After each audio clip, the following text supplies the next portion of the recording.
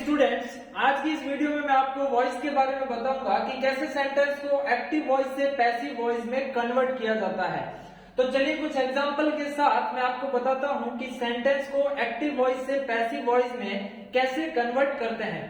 तो देखिए, सबसे पहले मैं आपको वॉइस के बारे में बता दूं कि वॉइस होता क्या है। देखिए, वॉइस वर्ब की एक फॉर्म है।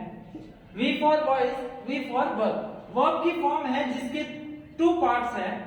एक का नाम दिया गया एक्टिव वॉइस और दूसरे का नाम दिया गया पैसिव वॉइस।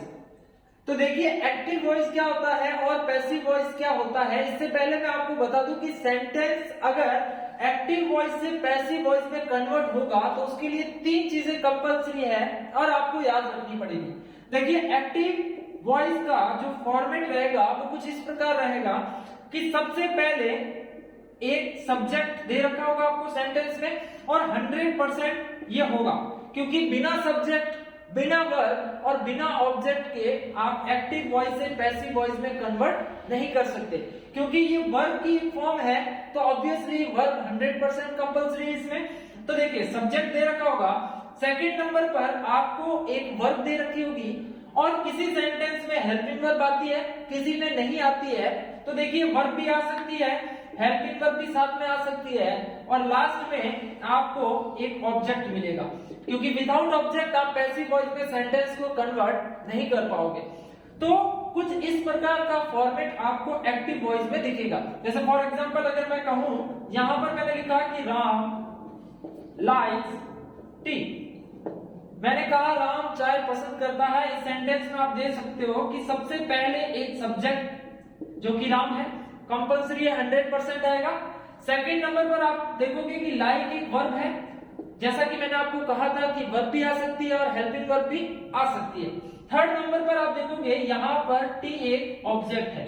तो देखिए, ये है जो कि एक्टिव वॉइस का फॉर्मेट है। आपको कैसे पता चला कि एक्टिव वॉइस का फॉर्मेट है? तो मैं आपको बता दूं कि यहां आप देखोगे एक्टिव वॉइस में सबसे पहले ए दिख रहा है। ए फॉर आप हिंदी में याद रख सकते हो आगे, इसका मतलब ऐसा सेंटेंस जिसमें सब्जेक्ट सबसे आगे आता है वो एक्टिव वॉइस है। और ऐसा सब्जेक्ट, ऐसा सेंटेंस जिसमें सब्जेक्ट पी फॉर पीछे होता है उसमें वो होगा पैसिव वॉइस। ठीक है, तो ये है एक्टिव वॉइस का फॉर्मेट। अब पैसिव वॉइस का फॉर्मेट में अगर आपको बताऊं तो आपको करना क्या है कि जो सबसे लास्ट में ऑब्जेक्ट दे रखा है इसको आप सबसे पहले लेके आ जाओ। तो कहने का मतलब कि जो ऑब्जेक्टिव केस है उसको सब्जेक्टिव में कन्वर्ट करना है ना। ऑब्जेक्ट को सब्जेक्ट बना दिया और यहाँ पर जो सब्जेक्ट है उसको आप सबसे लास्ट में लेके जाओ। कहने का मतलब सब्जेक्ट को ऑब्जेक्ट बना दो। सेकंड नंबर पर आप ध्यान रखना, फर्स्ट नंबर पर ऑब्जेक्ट आ गया, सेकंड नंबर पर हमेशा हेल्पिंग वर्ब आएगी। अगर एक्टिव वॉइस में हेल्पिंग वर्ब नहीं दे रखी है फिर भी पैसिव वॉइस में हेल्पिंग वर्ब आएगी। तो सेकंड नंबर पर हेल्पिंग वर्ब। और एक चीज और आपको नोटिस और याद करनी पड़ेगी कि पैसिव वॉइस में जो वर्ब होती है वो हमेशा वर्ब की थर्ड फॉर्म आएगी। ठीक है, तो ये हो गया फर्स्ट ऑब्जेक्ट, सेकंड पे हेल्पिंग वर्ब, तीसरे नंबर पर वर्ब की थर्ड फॉर्म जो कि थर्ड फॉर्म ही लिखनी है और बाय से पहले आपको बाय लगाना है। तो कुछ इस प्रकार का जो फॉर्मेट होगा वो पैसिव वॉइस का होगा कि सबसे पहले ऑब्जेक्ट, हेल्पिंग वर्ब, वर्ब की थर्ड फॉर्म और सब्जेक्ट। अब एक चीज आपको और ध्यान रखनी है कि यहाँ पर जो हमारा सब्जेक्ट होगा है ना, अगर वो सब्जेक्ट कोई नाउन है, जैसे किसी का नेम है, जैसे राम श्याम कोई भी एग्जांपल में है, जब आप उसको पैसिव वॉइस में कन्वर्ट करोगे, ऐसे सब्जेक्ट को आप ऑब्जेक्ट बनाओगे तो नाउन कभी चेंज नहीं होगा। अगर यहाँ राम है तो वो राम ही रहेगा, है ना। जैसे ये वाला सेंटेंस आप देखोगे कि यहाँ राम है, इसको हमें सबसे लास्ट में लेके जाना है तो राम का राम ही रहेगा, इसे आप चेंज नहीं कर सकते। अगर मैं कहूं कि यहाँ आपका कोई प्रोनाउन आ रखा है तो प्रोनाउन 100% चेंज होगा, है ना, क्योंकि इसका जो सब्जेक्टिव केस, सपोज कीजिए आई एक सब्जेक्टिव केस है और ये कभी भी पीछे जाकर सब्जेक्टिव केस नहीं रहेगा, वो ऑब्जेक्टिव केस में कन्वर्ट हो जाएगा। और आई का ऑब्जेक्टिव केस क्या होता है? मी होता है। तो एक आपको प्रोनाउन याद रखने पड़ेंगे कि कैसे है जो कि सब्जेक्टिव का ऑब्जेक्टिव केस होता है और जो नाउन होगा वो सेम रहेगा।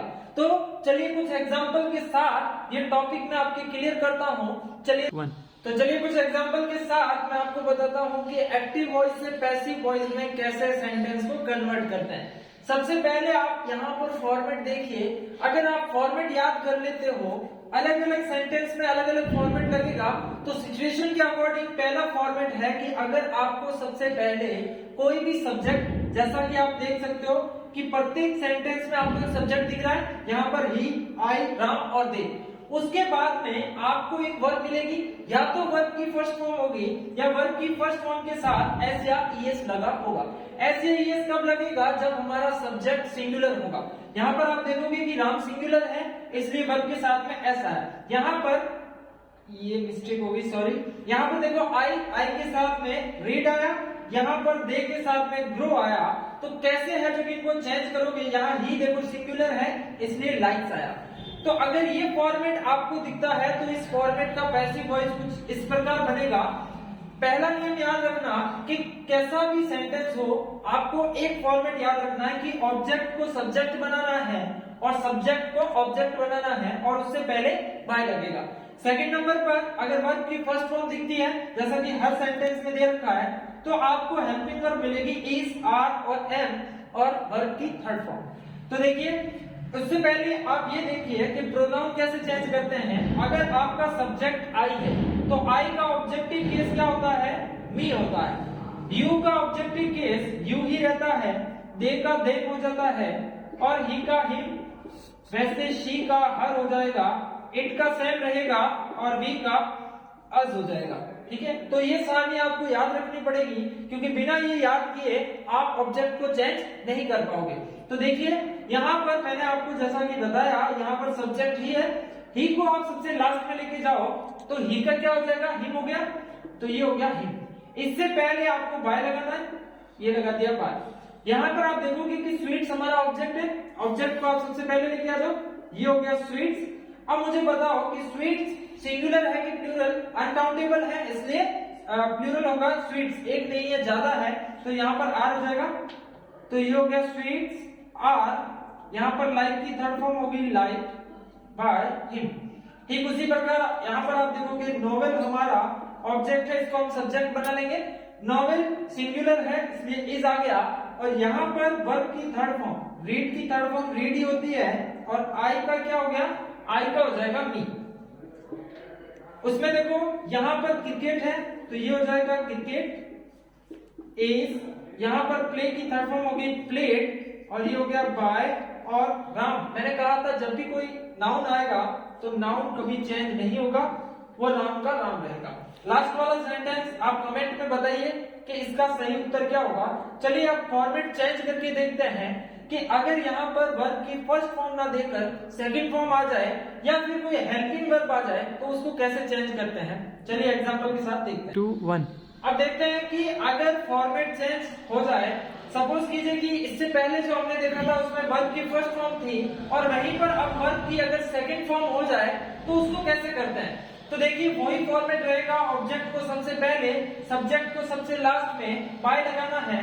वहां पर देखिए फर्स्ट फॉर्म आती है तो इज़ार होता है, तो ध्यान रखिए जब सेकंड फॉर्म आएगी तो वहां पर हेल्पिंग वर्ब वॉज और वर होगा और वर्ब की हमेशा थर्ड फॉर्म आएगी।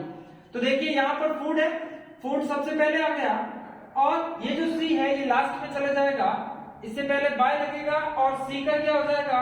हर। यहाँ पर देखो सेकंड नंबर पर मैंने आपको बताया कि हेल्पिंग वर्ब आएगी। यहाँ पर फूड अनकाउंटेबल है इसलिए सिंगुलर है, यहाँ पर आएगा वॉज। तो फूड वॉज, ये देखो कुक की सेकंड और थर्ड फॉर्म सेम होती है, तो यहाँ पर कुक है तो यहाँ हो जाएगा कुक। तो फूड वॉज कुक्ड बाय हर। ठीक इसी प्रकार यहाँ पर देखोगे लेटर है तो ये हो जाएगा अ लेटर, ये सिंगुलर है तो वॉज आ जाएगा, आई लास्ट में चला जाएगा, इससे ऑब्जेक्टिव केस मी हो गया।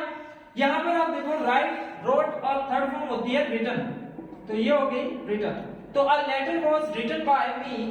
ठीक उसी प्रकार आप देखोगे सॉल्ट सेकंड फॉर्म है, यहाँ पर आप देखो बुक सबसे पहले आ जाएगी। और एक चीज आप और ध्यान रखना, कभी भी किसी ऑब्जेक्ट के साथ में अगर पॉसेसिव केस लगा हुआ है तो वो भी उसके साथ आएगा। कहने का मतलब पॉसेसिव केस प्लस नाउन, ये पूरा का पूरा ऑब्जेक्ट है, इसको पूरा लेके आओ तो ये हो जाएगा माय बुक्स। जैसे इसके जगह पर हिज कार हो तो हिज कार पूरा आएगा, तो माय बुक्स ये ही का हो जाएगा हिम। यहां पर आप देखोगे कि बुक्स है ना।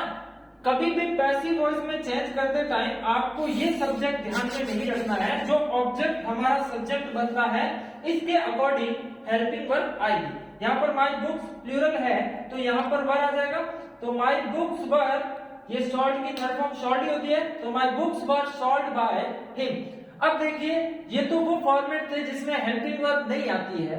अब सपोज कीजिए कि अगर हेल्पिंग वर्ब पहले से दे रखी हो, जैसे कि हैज है हो गया, विल शैल हो गया, तो उन सेंटेंस को कैसे चेंज करते हैं चलिए देखते हैं कुछ एग्जांपल के साथ। अब देखते हैं थर्ड फॉर्मेट किस प्रकार है। कि थर्ड फॉर्मेट में आप देख सकोगे कि अभी तक हमने जितने भी सेंटेंस देखे थे उसमें हेल्पिंग वर्ब नहीं दे रखी थी। एक में वर्ब की फर्स्ट फॉर्म थी जिसके लिए हम इज आर लगाते थे, और सेकंड फॉर्म आती थी वहां वॉज वर लगाते थे। अब आप देख सकते हो कि थर्ड फॉर्मेट में यहाँ पर हेल्पिंग वर्ब हैज और हैव पहले से दे रखा है, और आपको पता है कि जब भी हैज और हैव आता है उसके साथ वर्ब की थर्ड फॉर्म दे रखी होती है, और पैसिव वॉइस में हमें थर्ड फॉर्म ही चाहिए। तो इसको कैसे चेंज करते हैं, सेम उसी प्रकार यहाँ पर आप देखोगे माई वर्क। मैंने कहा था जब भी किसी पॉजेसिव केस के साथ में कोई भी नाउन आ रखा हो तो वो हमारा पूरा ऑब्जेक्ट होता है। तो यहाँ हो जाएगा माई वर्क। यहाँ पर आप देखोगे कि हैव है, जबकि यहाँ पर सिंगुलर है ना, तो सिंगुलर है तो ये हैज हो जाएगा और इसके आगे बीन लगाना पड़ेगा। तो माई वर्क हैज बीन, यहाँ पर कंप्लीटेड थर्ड फॉर्म है तो वापिस से कंप्लीटेड ही आएगा, कंप्लीटेड, और लास्ट में हो जाएगा बाय, और आई का क्या हो जाता है मी।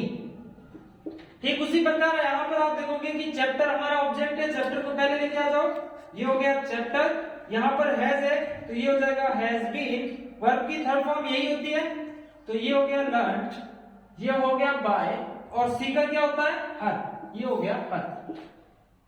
थर्ड वाले में आप देखोगे कि यहाँ पर फिर से पॉसेसिव केस है, हर के साथ में एक नाउन आया हुआ है वॉच, तो हर वॉच पूरा हो गया तो यहाँ पर हो जाएगा हर वॉच। यहाँ है तो हैज बीन, क्योंकि यहाँ पर वॉच सिंगुलर है तो हैज बीन आएगा, तो हर वॉच हैज बीन। लॉस्ट की थर्ड फॉर्म यही होती है लॉस्ट, और यहाँ पर हो जाएगा बाय, ही का हो जाएगा हिम। तो आज की इस वीडियो में मैंने आपको 3 फॉर्मेट बताए हैं। पहला वर्ब की फर्स्ट फॉर्म, फिर सेकंड फॉर्म, और एक में ऑब्जेक्ट दे रखा होगा। देखिए इसमें एक और होता है कि अगर हैज हैव की जगह विल और शैल आ जाए, विल और शैल आता है तो आपको कुछ नहीं करना, हेल्पिंग वर्ब अपनी जगह पर रहती है और पैसिव वॉइस में इनके आगे बी लगा देना, तो ये आपका फोर्थ फॉर्मेट हो जाएगा। तो आज की इस वीडियो में मैंने आपको 4 फॉर्मेट बताए हैं।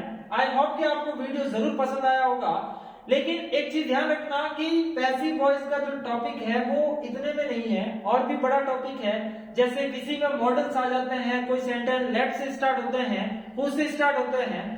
आप वीडियो में जुड़े रहें, इसका सेकंड पार्ट है जो कि हम जल्द ही लाएंगे। आई होप कि ये वीडियो आपको समझ में आई अच्छे से और जरूर पसंद आया होगा। अगर पसंद आए तो ज्यादा से ज्यादा शेयर कीजिए और मेरे चैनल को सब्सक्राइब कीजिए। Thank you so much.